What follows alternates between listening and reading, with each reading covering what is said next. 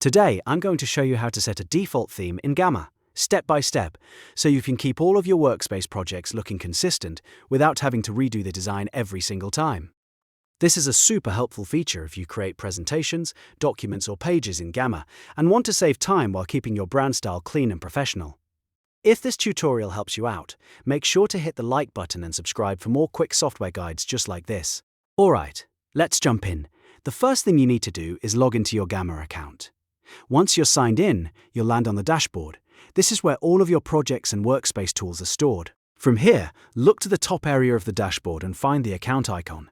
This is usually where your profile and Workspace-related options live. Click on that account icon, and in the menu that appears, select Workspace Settings. This will take you into the settings area for the Workspace you're currently using. Inside Workspace Settings, you'll see different options that control how your team or personal workspace behaves. Now click on the Design option. This is the section where Gamma lets you control the overall look and feel of your Workspace projects. Once you're in the Design settings, you'll be able to set your default theme. This default theme will apply to all of your Workspace projects, which means every new project can start with the same visual style, colors, and overall design direction. That is especially useful if you want a consistent brand identity across everything you create. Take a moment to choose the theme that best fits your content. If you're building professional presentations, you might want a clean and minimal layout. If you're making creative content, you might prefer something more bold and visual. The great thing here is that once you set it, Gamma uses that theme as your starting point, saving you a lot of time in the future.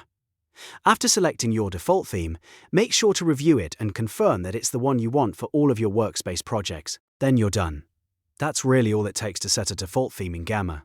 It's quick, simple, and very useful if you want your projects to stay consistent with your style or brand. If you found this video helpful, please give it a thumbs up and subscribe to the channel for more easy-to-follow tutorials.